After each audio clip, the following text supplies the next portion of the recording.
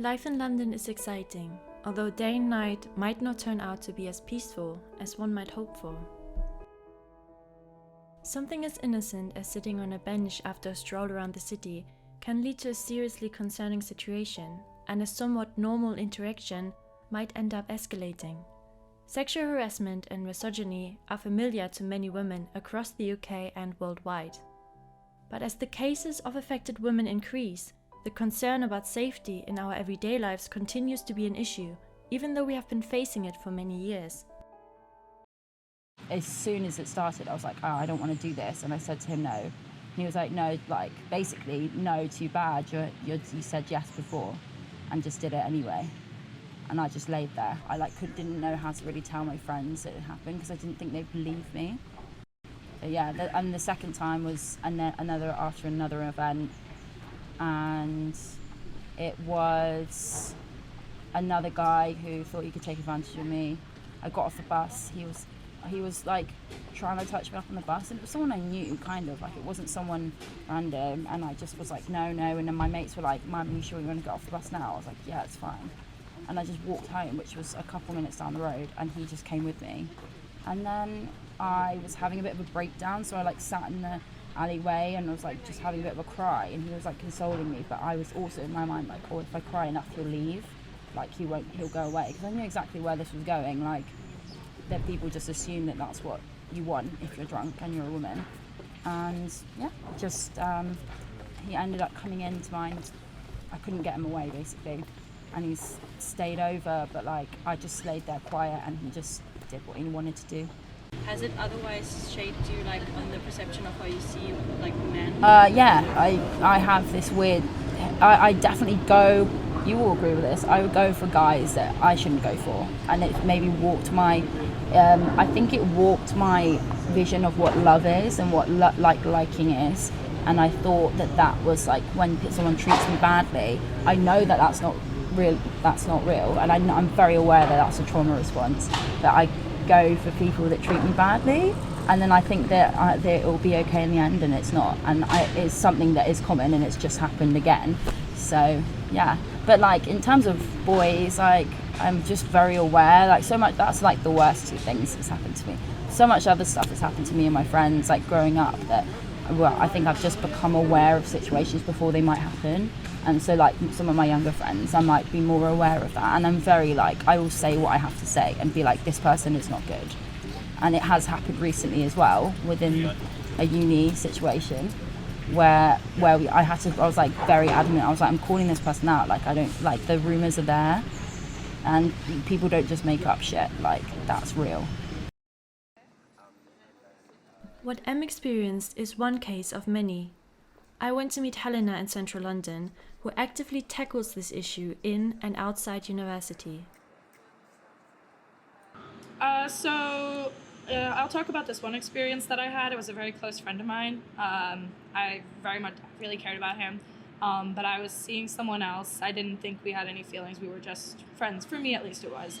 And then I broke up with my partner at the time, and I was hanging out with him, and he thought that would be a good time after I just thought we were going to hang out and have some wine. Wasn't even that drunk. I was pretty sober, and he attempted to make a move on me. And when I told him I wasn't interested, he got angry and said that, like, he'd been waiting for so long and attempted, and I'm not going to say it was assault because he didn't do anything, but he attempted. And I think there's this just expectation that because he was kind to me that he thought that he should get something back from me. And I just completely sort of lost sort of the trust that I had in that friendship. Like, we're no longer friends, of course, because he breached a boundary that I had. And it also made it very difficult for me to establish a relationship with men without the assumption that I could be just friends. And I attempted to counterprove my idea by like making new friends with men, but it continuously kept happening, to the lesser extent of the betrayal of that friend. But it was just something that was quite uncomfortable, that they just felt that the need to, if you're just nice to a man as a woman, there's an expectation that you're interested in them sexually, when that's necessarily not the case. But for me, it's definitely been engaging in feminist activism. And so, for example, I'm a member of the King's Intersectional Feminist Society, And we've been working on a campaign to combat harassment and spiking on campus, because I think that the best way to do that is through communication, and it's through discussing with institutions that are supposed to help young people in life. So that would be a university. I really felt like that was sort of a proactive way of dealing with it, and I don't like to think of myself as a victim of a situation. I like to think that it's a system, a patriarchal system that is allowing for this to happen, and people aren't educated or know that they might be harassing someone, because we've just created these social norms and expectations of that, of what men and women are supposed to do. Earlier this year, the Mayor of London, Sadiq Khan, has released the #HaveAWord campaign to bring light to the situation. I talked to the actor Charlie Shaw, who plays the character that initiates the conflict in the campaign video.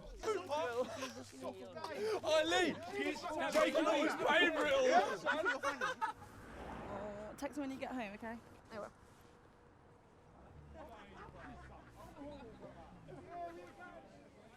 I'm playing. Come on, how much? Your house? Gee, proper fit, bro. Sweetheart, you alright?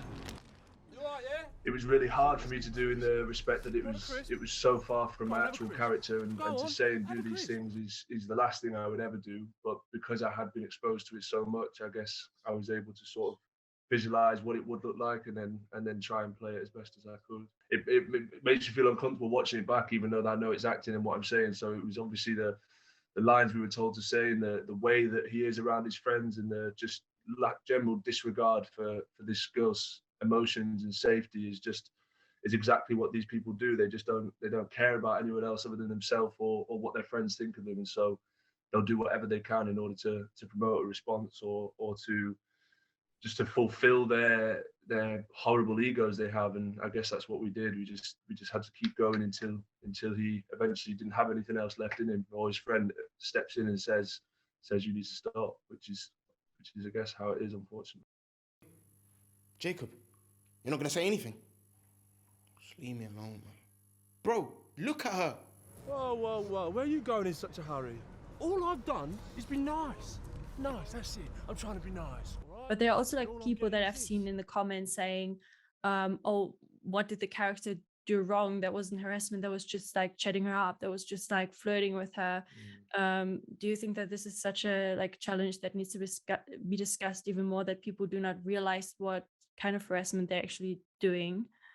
Absolutely, yeah. I think when anything like this happens, or there's any sort of commercial or video or scene sort of trying to put light to a situation, there's always people that come back in the worst ways. And I read through a lot of the comments on that video as well, and so many people were saying these kind of things. Oh, he's not done anything wrong. He's this, he's that. He's just trying to whatever. And it's just shocking that even when it's that in your face, and it's right there in front of you to see exactly what's going on, that people still can't understand that it's wrong and that it's bad, and it makes you realize that actually this is way bigger than any of us realize. These people are everywhere, and the people that have these thoughts and behave these ways are right in front of us, and sat next to us on the buses and on our comments. And we have to change this. We have to change it immediately, because it's terrifying for me, and I can't imagine how terrifying it therefore is for girls and for women. And it's just, yeah, it's really, really shocking. What are you doing? You need to say something. This isn't a joke anymore. What is it? What is your problem? You've not said one word. No? Come on, bro. But then people discuss if it's best to change the whole education for men around this topic from an early age onwards. However, what I saw on the campaign is more like a self-reflection approach. So it wasn't more about the characters, in my opinion, as what I've seen, were aware about the situation, and then it was much more about self-reflecting and saying, okay, I have to what am I actually doing? What do you think is the most effective side to this, just changing the whole education, or actually taking the self-reflection immediately? I think it's both. I think for now, while we have the opportunity, while there is young people being born constantly, people are constantly going through the school system, then absolutely we need to teach those people there and then, because I know I remember learning things at that age and watching things in that age that changed the way that I behave. And so I think for young kids and children in schools that we must teach them these things. Again, about, like you say, about the subject we're talking about trans rights, black rights, all these things need to be taught then because it sticks. And then I think for the people that are out of school, that it's too late to teach them these things, then it's about the self-reflection. It's about, you've had your education, you've learned all your things, you've got through life, you're still behaving this way. So now you need to seriously look back and think about what you're doing, and you need to, it's too late for teaching. It's now about you teaching yourself and changing your behavior and thinking about the things you're saying and doing in order to better yourself and to better society, save and protect people. What are you doing? That's enough. Male violence against women and girls can start with words, Only joking, right? but it doesn't stop there. Let's go. Was there any occurrence where you had to like do the self-reflection and had to have a word with yourself?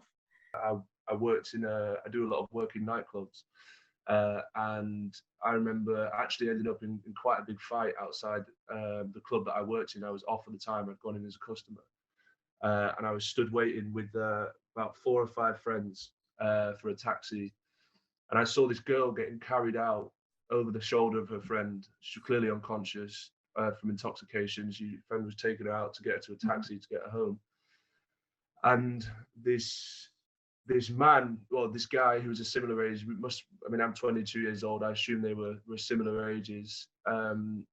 She was over his shoulder and he walked up and slapped her on the backside while she was unconscious, right? And I stood there and I see this, and instantly I sprint over, I grab this guy, push him. You can't do that. That is one of the worst things I've ever seen. How dare you touch this girl like that? She's clearly unconscious. She's clearly not in a place to be in any sort of doing whatever's going on here. She's trying to get into a, and he's going, "No, she's my friend. She's this." So I don't care if she's your friend. I would never, ever, ever do that to anyone, let alone my friend or anyone. And we lost it. We actually ended up in quite a physical altercation with these boys. It was me and my 5 friends who all went together to stand up for this girl, and then his friends came in, and luckily it didn't end up. I'm not a fighter at all, but at that point in time, I was ready to sort of defend what I was saying and do whatever it took. And so, yeah, we all went crazy at this guy and his friends, and were just, I was so shocked that he just thought that was the right thing to do. He saw what was happening and thought, you know what I'm going to do? I'm going to go and do that. And the fact that thought process went through his mind was just, yeah, we went straight over. But there must have been a few seconds between it happening and us being in his face. And yeah, that's just come to mind actually. That was really, really, that really stayed with me for a long time as well. That I can imagine. The poor girl who had no idea what was going on in the situation. She was unconscious. She probably didn't remember it the next day. Her friends probably didn't even tell her about it the next day. That's the worst thing as well. And this guy's just walked home scot-free, and they're probably still friends now, and she has no idea. And it's just, I think with enough power and enough people behind this, that we can definitely make a change. Have a word with yourself, then your mates,